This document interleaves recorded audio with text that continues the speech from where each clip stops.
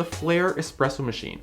It's a product whose modern and sleek silhouette has already reached a somewhat iconic place in the world of manual espresso machines. But what's it like to actually live with, and is the coffee that comes out of it actually any good? Let's find out. When I first received and unboxed the Flair, I was initially very overwhelmed with the sheer number of parts included in the travel case. The assembly of the group head and portafilter is more intricate than a standard espresso machine because of the way this entire system works without the use of any valves or motorized parts. However, once you have correctly assembled the machine for the first time, it becomes much more intuitive. The stand itself is far simpler to assemble, and I really like how it doesn't need to be screwed together in order to be used. I think that's a really clever design. Build quality is top-notch all around, with everything being made of either metal or thick thermally insulating rubber. The only design issue I found had to do with this rubber padding on the lever arm itself. It had a tendency to move around while I was pulling my shots because it's only fastened by 3 small points. Definitely something I hope they improve on in future versions. Color choices are all quite modern and tasteful, but I particularly like the brass finish that comes on the Signature and Pro stands. Alright, I think that's enough talk about the physical machine. Let me now explain how to actually make coffee with this thing. Because there's no heat introduced by the machine itself, the brew chamber needs to be preheated before pulling a shot. Otherwise, the metal will rapidly pull heat away from the water, resulting in an under-extracted espresso.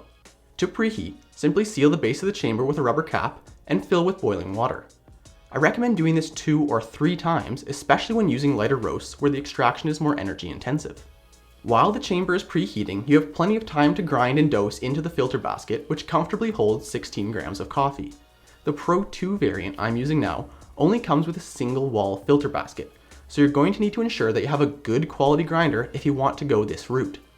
If you don't have a good quality espresso grinder, you're not out of luck, as Flair also offers versions with pressurized filter baskets in their NEO product lineup. I'll be making a video comparing the Classic, the NEO, and the Pro very soon, so if you don't want to miss that video, be sure to hit the subscribe button and the bell icon. Once your brew chamber is preheated and your filter basket is filled, all that's left to do is add in the shower screen, fill, and start the extraction.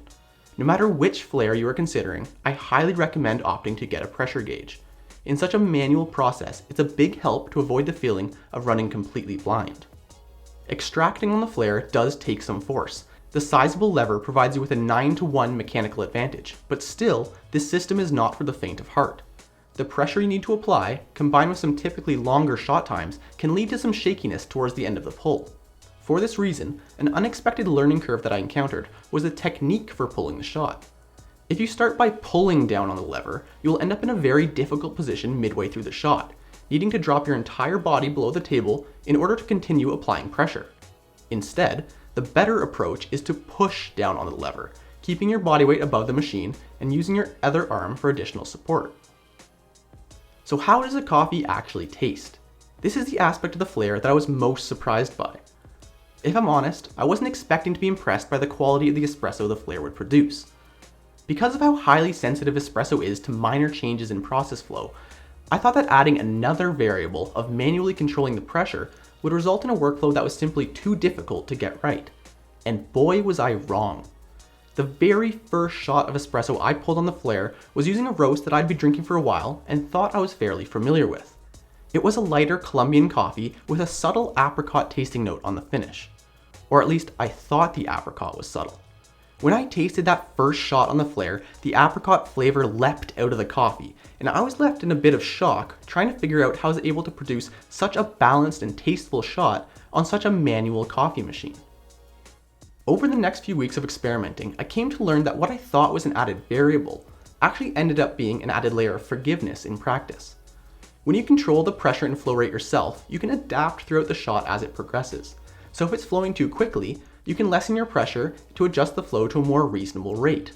On a pump-driven machine, the same feedback loop doesn't exist, so if your preparation or grind isn't perfect, the machine will still blast water through the puck at the same predetermined pressure, leaving you with an under-extracted shot. Which raises the question, why wouldn't someone make a pump-driven machine where you can consciously manage the flow rate? Oh wait, enter the decent DE1 and the class of other high-end flow control machines now entering the market.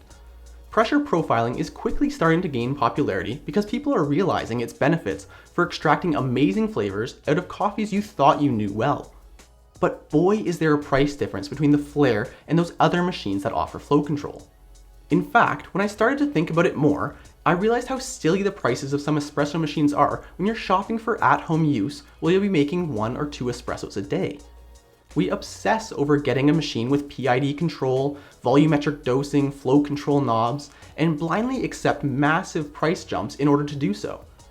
On a manual machine like the Flair, if you need more heat, boil hotter, and preheat longer.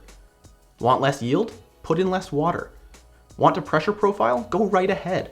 If you're willing to put in the effort, the Flair offers unbeatable quality and opportunity for experimentation at its price point.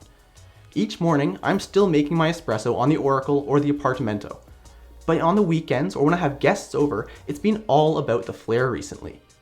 No, it's not practical for serving more than 2 or 3 people in a reasonable amount of time, but the show it puts on is worth the trade-off.